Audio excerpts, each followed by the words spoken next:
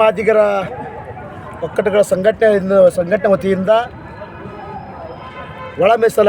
ಸಂಪೂರ್ಣ ಒಳ ಮೀಸಲಾತಿಯ ಹೋರಾಟವನ್ನು ಈ ಒಂದು ಕಲಬುರಗಿ ಜಿಲ್ಲೆಯಲ್ಲಿ ಹಮ್ಮಿಕೊಳ್ಳಲಾಗಿದೆ.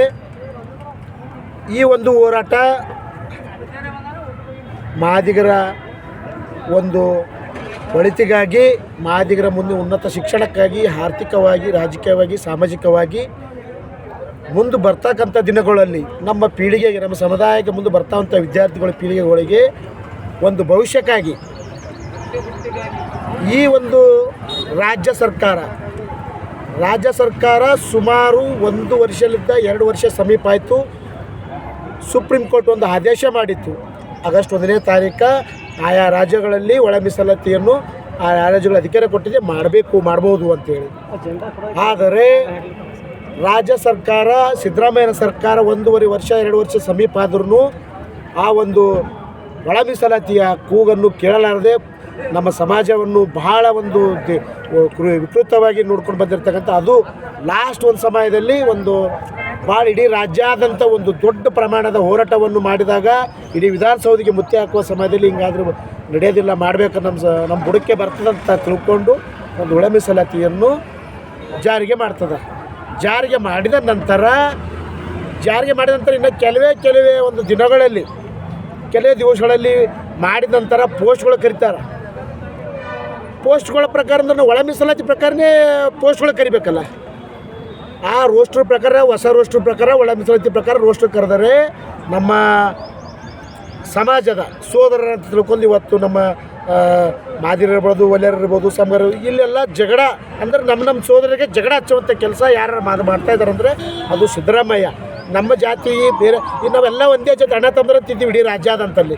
ಇವತ್ತು OBC ಹಿಡ್ಕೋರಿ, SC/ST ಪರಿಶಿಷ್ಟ ಪಂಗಡದವರಿಗೆ ಬರೀ ಜಗಳ ಹಚ್ಚುವಂಥ ಕೆಲಸ ಮಾಡಿ ತಾವೊಂದು ಶೇಪಾಗಿ ಕುರ್ಚಿ ಕೊಡುವಂಥ ಕೆಲಸ ಮಾಡ್ತಿದ್ದಾರೆ, ಅದು ಸಿದ್ದರಾಮಯ್ಯ. ಇವತ್ತಿನ ಕೂಡುವಂಥ ಕುರ್ಚಿಯಲ್ಲಿ ಮುಳ್ಳಿದೆ. ಆ ಮುಳ್ಳನ್ನು ಒಯ್ದು ಈ ಒಂದು ಸಂಪೂರ್ಣ ಒಳ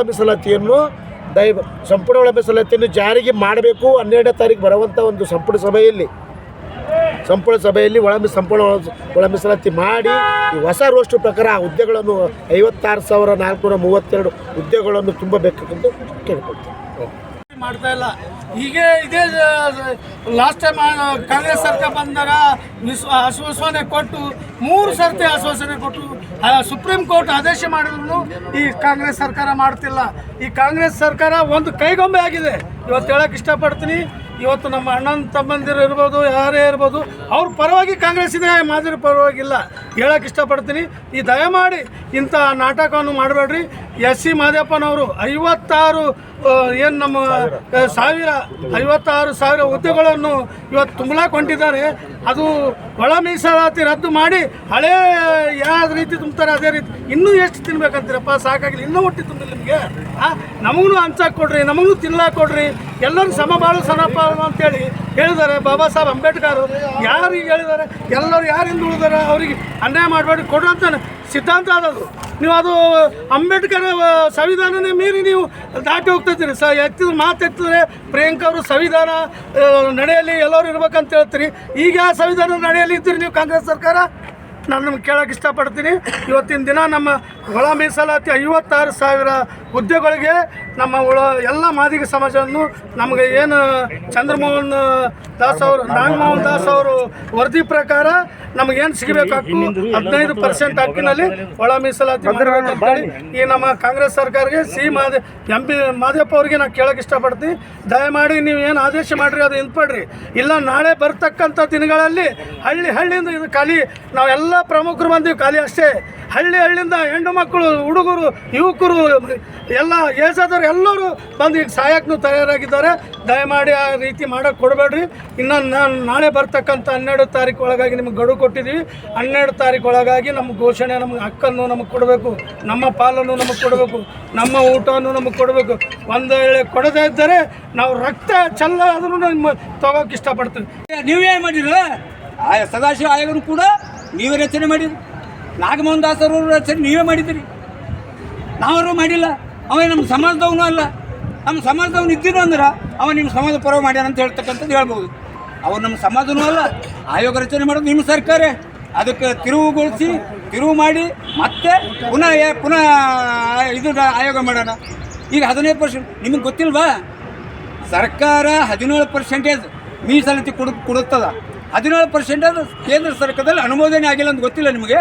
ಬಾಬಾ ಮುಖ್ಯಮಂತ್ರಿ ಆಗಿದ್ದೀರಿ, ನಿಜವಾಗ್ಲೂ ನೀವು ಮುಖ್ಯಮಂತ್ರಿ ಆಗಿದ್ದೀರಲ್ಲ, 17% ಅದು ಅನುಮೋದನೆ ಆಗಿಲ್ಲ ಅಂತ ಆಲೋಚನೆ ಇಲ್ಲ.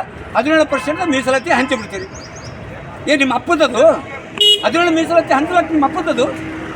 ಅದಕ್ಕೆ ಸಾಧಕ ಬಾಧಕ ಇರ್ಬೋದಲ್ಲ ಅಂತಕ್ಕಂಥ ಆಲೋಚನೆಯಲ್ಲಿ ನಿಮಗೆ ಮುಖ್ಯಮಂತ್ರಿಯಾಗಿ ಅದನ್ನು ಹೇಗಾದ್ರೂ ಮಾಡಿ ನಿಮ್ಮ ಉದ್ದೇಶ ಏನಂದ್ರೆ ಅದು ಹೇಗಾದ್ರೂ ಮಾಡಿ ವಾಪಸ್ ಬರಲಿ, ಅದಕ್ಕೆ ಅಡೆತಡೆ ಬರಲಿ ಅಂತಕ್ಕಂಥದ್ದೇ ಆಲೋಚನೆ. ನೀವು ಎಲ್ಲರಿಗೂ ಕಣ್ಣಿಗೆ ಕಾಣತ್ತದ, ಕಾಣಿ ಹಚ್ಚಿ ನೋಡೋ ಅವಶ್ಯಕತೆ ಇಲ್ಲ. ಅದಕ್ಕೆ ದಯವಿಟ್ಟು ಮುಂದಿನ ದಿನಗಳಲ್ಲಿ ಮುಖ್ಯಮಂತ್ರಿಗಳು ಕಲಬುರಗಿ ಜಿಲ್ಲೆಗೆ ಬರಬೇಕಾದ್ರೆ ಅದನ್ನು ಸರಿಪಡಿಸಿ ಬರೀ ನಾನು ನಿಮ್ಮ ಪರ ಹೋಗಿದ್ದೀನಿ, ಏನು ನಾನು ನಿಮ್ಮ ಪರ ಹೋಗಿದ್ದೀನಿ, ನಾನು ನಿಮ್ಮ ಪರವಾಗಿ ಮಾತಾಡ್ತೀನಿ, ನಾನು ಅದು ಬದ್ಧನಿದ್ದೀನಿ. ಹೇಳ್ರಿ ನಿಮ್ಮ ಎಷ್ಟು ದಿನಕ್ಕೆ ಮ್ಯಾಗ ಹೂವು ಇಡ್ಬೇಕಂತೀರಿ? ಅದಕ್ಕೆ ದಯವಿಟ್ಟು ಹೂವು ಇಡ್ತಕ್ಕಂಥ ಕೆಲಸ ಬಿಟ್ಟುಬಿಡಿ. ಒಂದು ವೇಳೆ ಮುಂದಿನ ದಿನಗಳಲ್ಲಿ ನೀವು ಈ ಥರ ಶುದ್ಧವಾಗಿ ಪರಿಶೀಲನೆ ಮಾಡಿ ಒಂದು ನಮ್ಮ ಒಳ ಮೀಸಲಾತಿ ಜಾರಿ ಮಾಡದೆ ಹೋದರೆ ಮುಂದಿನ ದಿನಗಳಲ್ಲಿ ಕರ್ನಾಟಕ ರಾಜ್ಯದಂಥ ರಕ್ತಪಾತ ಹೋರಾಟ ನಾವು ಮಾಡಬೇಕಾಗ್ತದೆ ಕೂಡ ಎಚ್ಚರಿಕೆ ಕೊಡ್ತಾ ಇದ್ದೀವಿ.